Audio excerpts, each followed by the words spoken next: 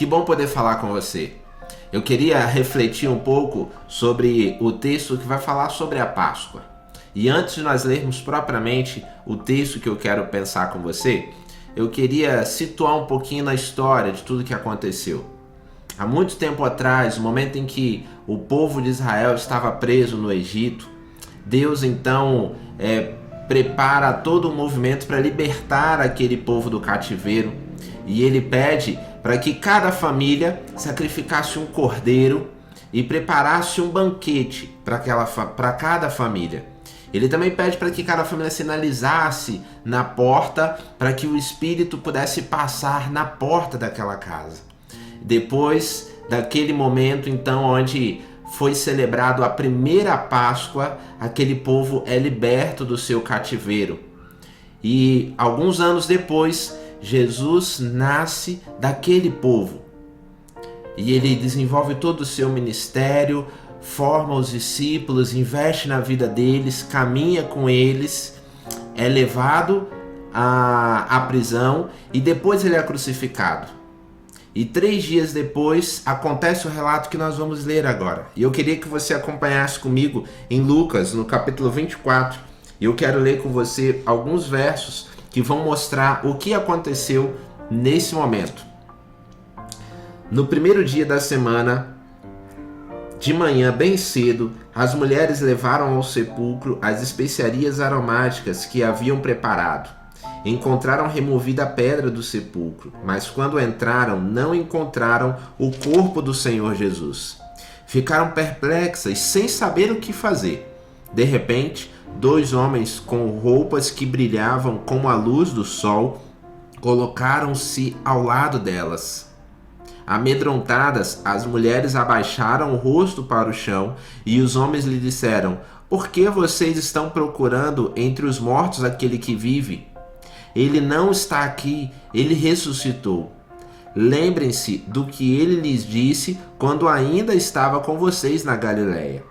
É necessário que o Filho do Homem seja entregue nas mãos dos homens pecadores, seja crucificado e ressuscite no 3º dia."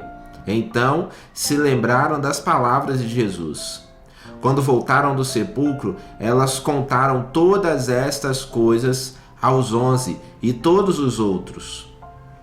As que contaram estas coisas aos apóstolos foram Maria Madalena, Joana e Maria, mãe de Tiago, e as outras que estavam com elas. Mas eles não acreditaram nas mulheres.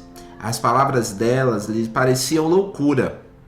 Pedro, todavia, levantando-se, correu ao sepulcro. Abaixando-se, viu as faixas de linho e mais nada.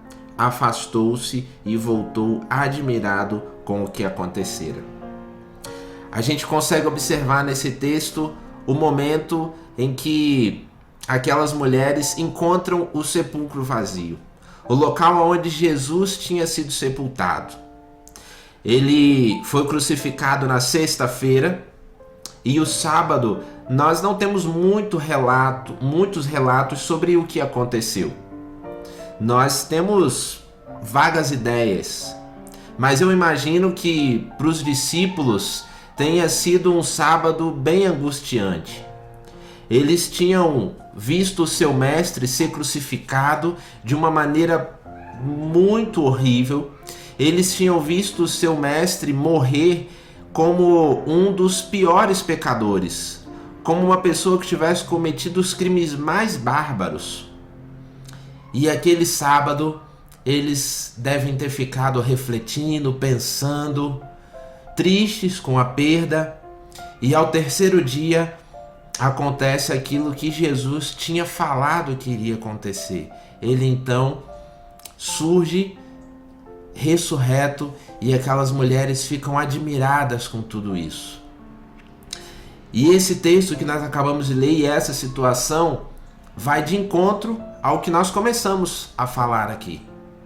Lá atrás, no Antigo Testamento, o cordeiro foi morto e aquele povo foi liberto das mãos de Faraó, do cativeiro. E nesse momento, Jesus foi morto como um cordeiro para pagar o preço do meu e do seu pecado. Mas ele não permaneceu morto, e as mulheres encontram aquele sepulcro vazio. Hoje, nós celebramos a Páscoa por esse momento, pela ressurreição de Jesus, porque através da ressurreição é que nós temos vida eterna.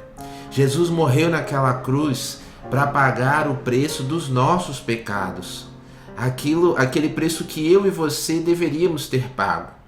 Mas ele se entregou naquela cruz, foi obediente, pagou o preço, mas ele não permaneceu morto, ele está à direita do Pai. E depois que ele ressuscitou, ele então aparece aos discípulos ali no caminho de Emaús, e um pouco mais à frente ele dá uma outra tarefa para os seus discípulos que nós conhecemos como a Grande Comissão. E eu queria pedir que você abrisse sua Bíblia, voltasse algumas páginas aí para Mateus 28, e nós vamos ler os últimos versículos do capítulo 28, que conta dessa mesma história, desse mesmo momento da ressurreição de Jesus. Depois que ele aparece às mulheres, depois que ele aparece no caminho de Emaús aos discípulos, ele então dá essa grande comissão a partir do verso 16 do capítulo 28, quando diz assim: os 11 discípulos foram para a Galileia, para o monte que Jesus lhe indicara. Quando o viram, o adoraram, mas alguns duvidaram. Então Jesus aproximou-se deles e disse: foi-me dada toda a autoridade nos céus e na terra. Portanto, vão e façam discípulos de todas as nações, batizando-os em nome do Pai, do Filho e do Espírito Santo, ensinando-os a obedecer tudo o que eu lhes ordenei. E eu estarei sempre com vocês até o fim dos tempos. Jesus então aparece àqueles discípulos, dá a eles essa grande comissão de que a partir de agora eles deveriam fazer discípulos. E ele termina o versículo dizendo: e eu estarei com vocês todos os dias até a consumação dos séculos.